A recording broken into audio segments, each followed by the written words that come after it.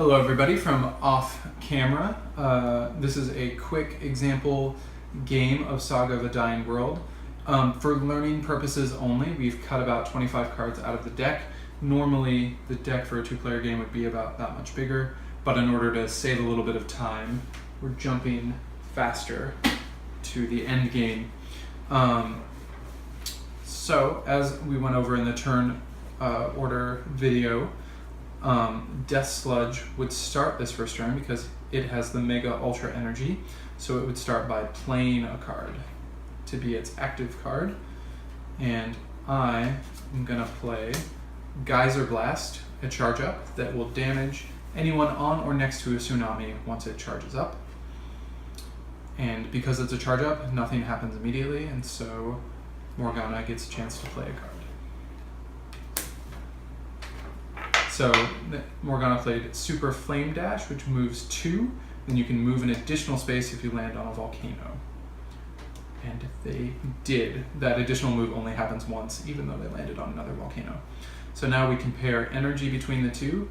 I have 8,100, Morgana has 9,750, so they take Mega Ultra Energy, and Death Sludge takes low energy. Now cards are resolved, so starting with Morgana, they would resolve their action card, discarding it into their own discard pile and then drawing a card to replace it. I do not discard or resolve my card yet. Instead, it's just a charge up and it moves into my charge up zone, leaving my active card area empty. That finishes out the play phase, and then we go into the charge phase. Morgana has higher energy but doesn't have any charge cards, so it passes to me. I have a charge up card, so I get a charge cube. I can place it on one of the 2 cubes. As soon as the second cube is filled, the charge up will trigger and the action on it will happen. So that finishes the charge phase, and then we go into the end of turn phase. Morgana's maximum hand size is 7, only has 6 cards in hand, so they're good. Death Sludge has a maximum hand size of 6 cards, it says on each character card, but only have 5 cards. So we're good, and we can move on to the next turn. Because Morgana now has the highest energy, they would start the play phase of the second turn. So Surfbreaker moves 2, and then they're going to shove Death Sludge 1 space, and then the rest of their card, moving around the map. You can always move in all 8 directions, so even if you're on a corner, you can still move in any of the 8 directions. Moving diagonally around a corner will send you to the opposite corner, and otherwise you go across the map. And then they also shove the Death Sludge along 1 space. The rest of their card says if you land on a tsunami, remove a charge from any card, but they did not land on a tsunami, so that part doesn't matter. And then Death Sludge is going to Super Rock Slide, pushing Morgana 1, moving again, and then moving because I land on a Quake 1 extra space. So now we compare energy. Morgana has 925, Sludge has 9,800. So we pass these back. I resolve my action card by discarding and then drawing. So I've turned over a collapse card. We're still in the section of me resolving a card, but now we stop that and we do a collapse. I draw another card because collapses don't count as the card you've drawn, and then we turn over the tiles of the outside ring to their void side. So this represents the Nova surging, and the things that were energetic in making disasters have now turned too energetic, and they can actually hurt us. So some of the spaces have this purple fire that says that they are a void. If you ever land on a void or are on one when it flips over, you take 1 damage. Once the collapse is done, then it moves to Morgana to resolve their action card. So they draw 1. And anytime you draw a collapse, you have to immediately reveal it. They can't go into your hand. Now that's the end of the play section, so now we go to the charge section. I have a charge card that I very cleverly set up to damage Morgana, but now that this has become a void, it doesn't count as a tsunami anymore. I'm forced to charge it though. If I had another charge card, I could put it on that, but I don't, so I have to charge up Geyser Blast. It triggers, which means it does 1 damage to anyone on or next to a tsunami, which is nobody. And then it resolves, so I discard it and draw 1 from the deck and get another collapse card. A little bit more stacked than they are during the normal game. So now we turn over the middle section. And tiles always turn over around their short axes. So like this.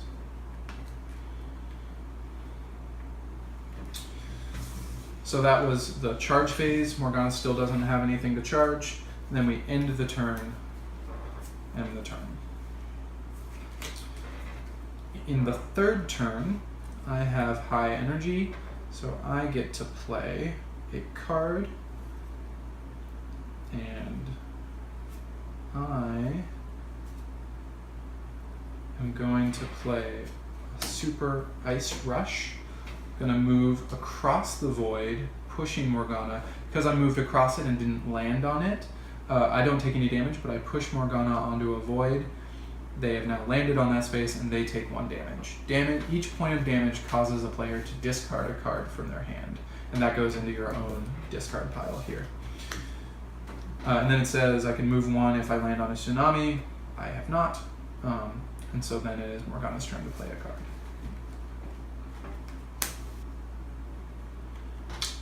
So they get to choose, and they're going to choose to attack me for 1, which means I have to discard a card.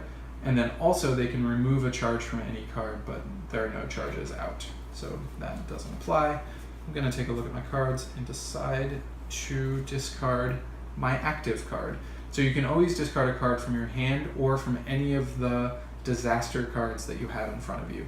So in this case, I'm discarding my active card, which will have some implications later in the turn. So we've each played an active card, and now we look at the new energy order. I would have had a higher energy, but because I discarded my active card, my energy is 0. So Morgana's 3,978 beats my 0, like that. If both players have discarded their active cards and they each have 0, then the current energy order breaks the tie, just as an aside. Next thing that happens is we resolve our active cards. Again, I don't have an active card. I already discarded it to damage, so I have nothing to resolve. Morgana gets to resolve their card. I think we forgot to flip over a tile here. And then we end the turn, since we still have nothing to charge. And it's Morgana's turn to play a card. So they're playing Breach Lightning. They will teleport to any tsunami, including the Nova. And then as an additional effect, they would remove a charge from all of their cards, but they don't have any charge of cards or charges, so none of that matters. Now play passes to me. I I'm going to play my own card, my own version of that same card. This teleports me to any Quake, and I'm going to teleport to the Nova as well. Since this space is occupied already, we switch places. Then we compare our energy order. I have 1,861, which narrowly beats Morgana. I get Mega Ultra Energy. I resolve my card, drawing the card. Morgana resolves their card, drawing the third collapse.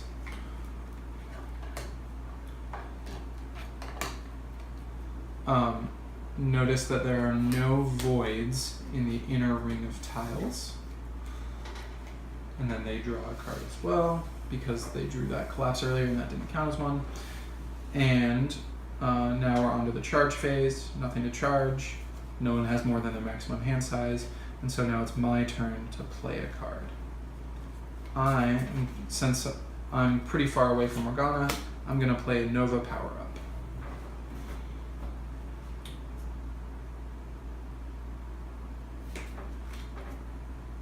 So Morgana's going to play a card as a basic action, which just means that they're taking this move and energy. They're ignoring the rest of the card. So they play that, and they get to move 1. Comparing energy, I have 10,000, which beats their 4,253, so I keep Mega Ultra Energy. Resolving cards, I move this into the charge-up zone. Morgana resolves their card, and they draw the last card of the deck. As soon as they draw that card, we flip over the Nova. It becomes the Omega Nova, and we go to what's called the Omega phase. Again, this usually happens a little later in the game, but we cut out some cards. Each character flips over into their Omega form. In addition to their normal powers, which we haven't dealt with very much during this game, players have new powers, and also every character is supercharged. That means that whenever they have the opportunity to move or melee attack, which is the fist symbol, they can add 1 to that. So if you would move 1, you can instead move 2. If you were attacking for 2, you can instead attack for 3. So all the characters amp up in power a little bit. The last thing that happens is we take our discard pile and we shuffle it and put that back next to our cards, and this is where we draw cards from now. Whenever we would discard cards, we put them on the bottom of the pile. So once that's done, that was Morgana resolving their active cards. So then we go to the charge phase. I get to charge my Nova Power Up. And then the end of turn. Players do not have a maximum hand size during the Omega form, or during the Omega phase. So now it is my turn, and I am going to take advantage of my superchargedness, move. So this card moves 1 and then attacks for 1 if you shoved an opponent, but that both of those things get supercharged. So I'm going to move 1, 2, forcing Morgana onto a void, so they take 1 damage. And because I shoved them, I can attack them for 2, so they have to discard 2 more. Things happen pretty fast at the end of the game. In this moment, it's going to be pretty important to remember that we have additional superpowers. My Omega form, Hunger Incarnate, they need to spend 2 moves for each space they would shove me. So it's an important thing to know, because the Death Sludge becomes so heavy that they cannot be easily shoved. But they can be shoved a little bit. So they're spending their supercharged move 2 to push me 1, still get to push me and attack me for 2. No, because you spent 2 moves to shove me. And because of their special power, whenever they attack, they get to choose one of the cards I discard and put it into their hand. So I'm going to discard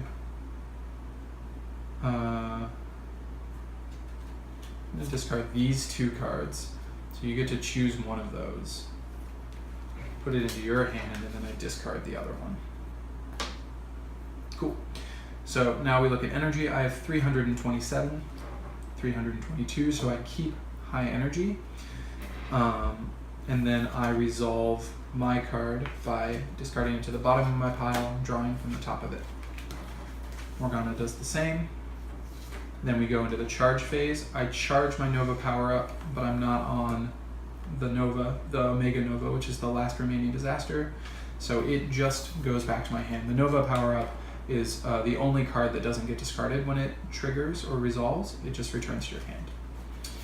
So now we've ended the turn, and I get one last chance, and I believe I'm going to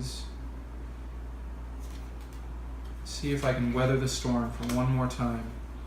I'm going to play the same card, but this time I'm playing it Victory is Mine face up. This says win the game if you're on the Omega Nova once you charge all the way. And it's a charge 2. So that was my turn.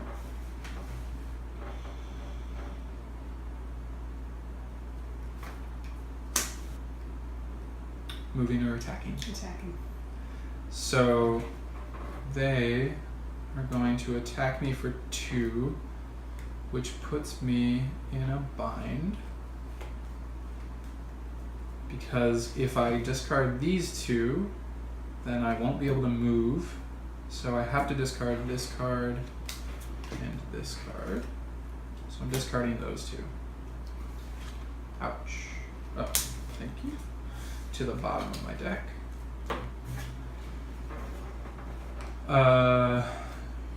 They get high energy. They resolve their card. We charge, neither of us have any charge cards.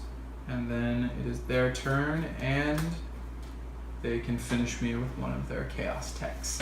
So this does 2 damage to me. I only have 1 card, so I discard everything, and I am eliminated.